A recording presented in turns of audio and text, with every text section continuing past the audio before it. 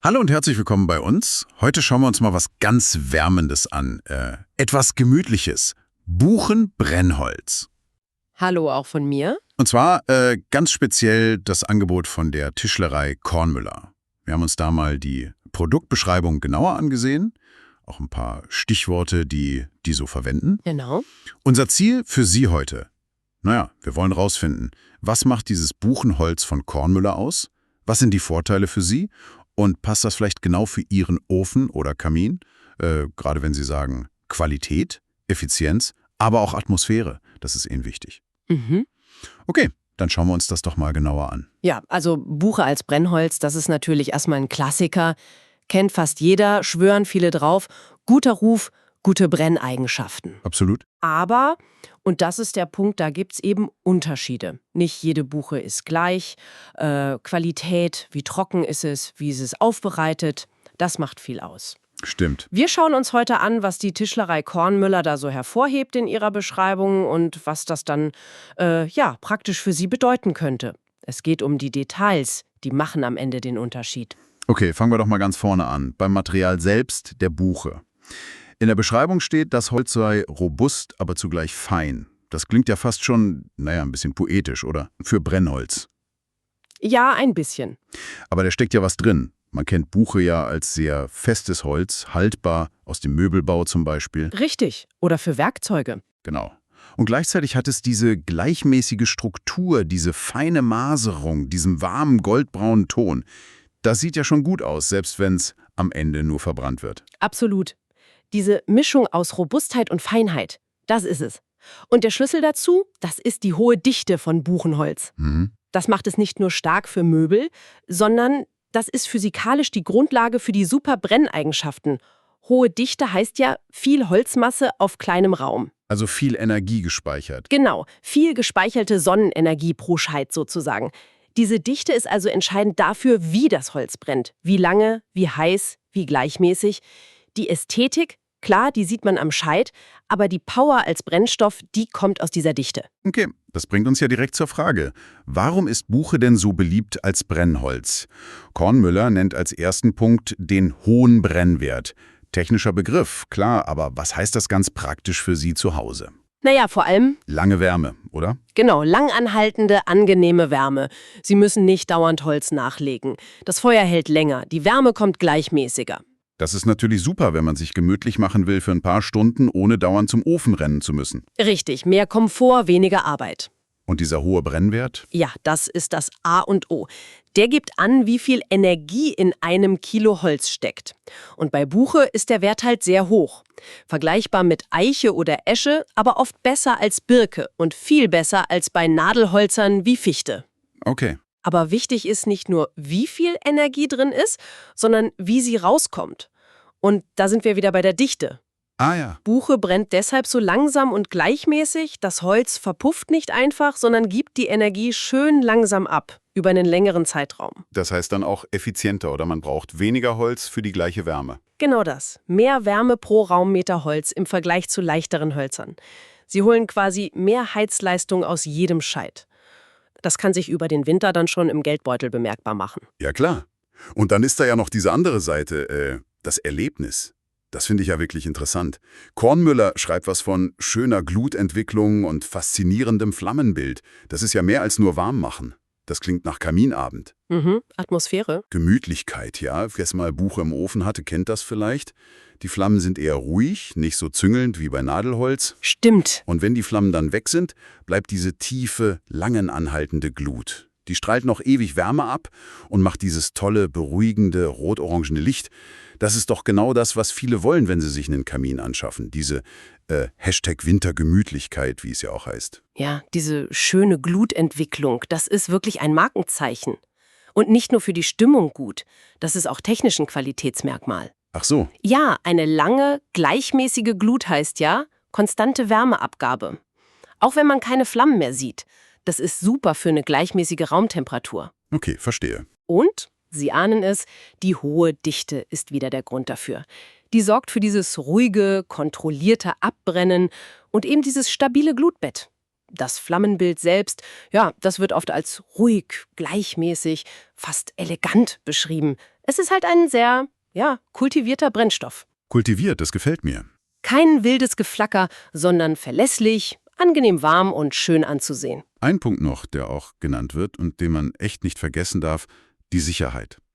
Wenig Funkenflug steht da, wegen der dichten Holzstruktur. Absolut. Das ist ja gerade bei offenen Kaminen super wichtig, aber auch sonst. Man fühlt sich doch besser, wenn nicht ständig Funken sprühen, wenn man mal die Ofentür aufmacht. Ja, das ist wirklich relevant. Macht Buche vergleichsweise sehr sicher. Denken Sie mal an Nadelholz, Fichte oder Kiefer mit dem vielen Harz. Oh ja, das knallt und spritzt. Genau. Das kann Brandflecken geben oder ist einfach unangenehm.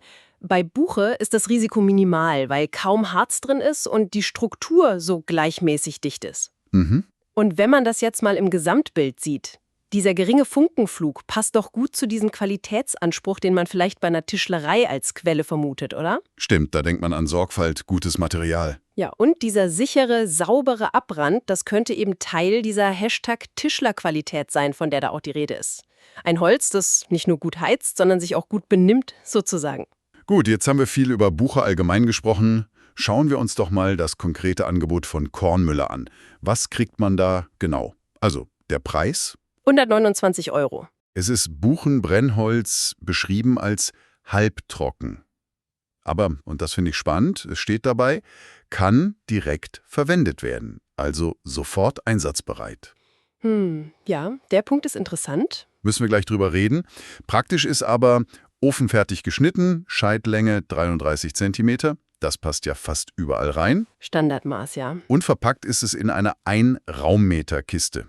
Das ist ja auch eine gängige Größe, etwa 1 Kubikmeter dicht gestapeltes Holz. Und die Kiste soll die Lagerung einfacher machen. Genau. So, jetzt aber zu diesem Halbtrocken.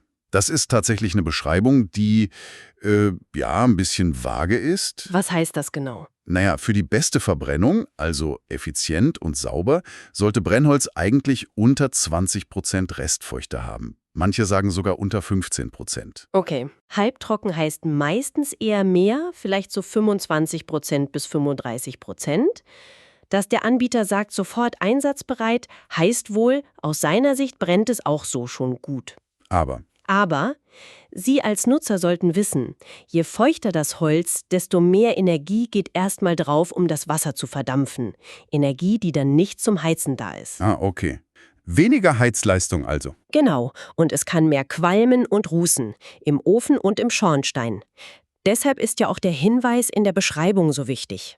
Achten Sie auf eine trockene und gut belüftete Lagerung. Ja, das steht da auch. Das ist der entscheidende Punkt. Selbst wenn es sofort brennt, um den vollen Heizwert der Buche rauszuholen und sauber zu heizen, sollten Sie dem Holz zu Hause durch gute Lagerung wahrscheinlich noch etwas Zeit geben zum Nachtrocknen. Verstehe. Und die Kiste hilft dabei. Ja, die ist da praktisch, hält das Holz zusammen und wenn man sie richtig aufstellt, luftig, regengeschützt, kommt von allen Seiten Luft dran. Das ist gut fürs Trocknen. Okay, also, auch wenn es heißt, sofort einsatzbereit, gute Lagerung zu Hause ist eigentlich Pflicht für Topleistung und sauberes Heizen. Verstanden. Und wie kriegt man das Holz jetzt? Die Logistik ist ja klar, oder? Ja, ganz klar. Das Brennholz ist zur Selbstabholung verfügbar. Heißt also, hinfahren, aufladen, mitnehmen. Man braucht halt ein passendes Fahrzeug. So ein Raummeter wiegt ja schon was und braucht Platz. Anhänger oder Transporter wäre gut. Richtig. Und bezahlt wird dann einfach vor Ort bei der Abholung. Sehr direkt, ohne Schnickschnack. Ja, vielleicht ist das ja Teil dieses #Kornmüller-Konzept, von dem die schreiben. Fokus aufs Produkt, Übergabe direkt an den Kunden, der den Transport macht. Das fasst es gut zusammen, ja. Das Angebot ist also klar für Leute, die einerseits Wert auf die Qualität von Buche legen, hoher Heizwert, schönes Feuer, wenig Funken. Die Vorteile, die wir besprochen haben. Genau. Und die andererseits die Möglichkeit haben, das Holz selbst abzuholen. Die Aufbereitung, also der Zuschnitt auf 33 Zentimeter und die Kiste, das ist natürlich ein Service, der Arbeit spart. Das stimmt. Und da schließt sich vielleicht der Kreis zur #Tischlerqualität. Man kann ja vermuten, dass eine Tischlerei, die sonst präzise mit Holz arbeitet, auch beim Brennholz auf sauberen Schnitt und gute Verpackung achtet. Macht Sinn. Also ein Angebot für qualitätsbewusste Selbstabholer, so könnte man sagen. Okay, fassen wir das mal für Sie zusammen. Das Buchenbrennholz von der Tischlerei Kornmüller bietet laut Beschreibung die Stärken der Buche. Hoher Heizwert für lange, effiziente Wärme, schönes Flammenbild, gute Glut, wenig Funkenflug. Mhm. Es kommt ofenfertig geschnitten in dieser praktischen Raummeterkiste. Der Zustand ist halbtrocken, aber sofort einsatzbereit. Wobei wir ja jetzt wissen, trockene, luftige Lagerung bei Ihnen zu Hause ist wichtig, um das Beste rauszuholen. Ganz entscheidend, ja. Was bedeutet das also für Sie, wenn Sie eine echt gute Wärmequelle suchen, die nicht nur heizt, sondern auch Atmosphäre schafft, und wenn Sie das Holz selbst abholen können und wollen, dann scheint das von Kornmüller eine sehr interessante Option zu sein. Der Fokus liegt klar auf der Holzqualität, angeboten von jemandem, der sich mit Holz auskennt. Ja, abschließend kann man sagen, welches Brennholz man wählt. Das ist eben nicht nur eine Frage von Kilowattstunden. Das prägt das ganze Erlebnis. Absolut. Die Optik, wie lange es warm bleibt, das Sicherheitsgefühl, die Stimmung im Raum. Die Beschreibung von Kornmüller legt nahe, dass genau darauf Wert gelegt wird. Und der Hintergrund, eine Tischlerei, das stärkt natürlich die Erwartung, dass man da ein sorgfältig ausgesuchtes und gut aufbereitetes Produkt bekommt. Ein Premium-Brennholz eben. Genau, das die Vorteile der Buche gut zur Geltung bringt. Für Sie als Käufer bedeutet das eine gewisse Vertrauensbasis in die Qualität, aber eben verbunden mit der Notwendigkeit der Selbstabholung. Und mit diesem Bild vom schönen, knisternden Buchenfeuer geben wir Ihnen noch eine letzte Frage mit auf den Weg, mal zum Nachdenken. Abgesehen vom reinen Heizen, was bedeutet Ihnen persönlich das bewusste Erleben eines echten Holzfeuers? Eine gute Frage. Ja, dieses leise Knistern, der Geruch von Buchenholz, der Anblick der Flammen, der Glut. Welchen Stellenwert hat dieses, ja, fast ursprüngliche Erlebnis in unserer oft so digitalen und hektischen Welt heute für Sie? Von der Idee bis zur Umsetzung. Wir machen Wohnträume wahr. Tischlerei Kornmüller. Besuchen Sie uns.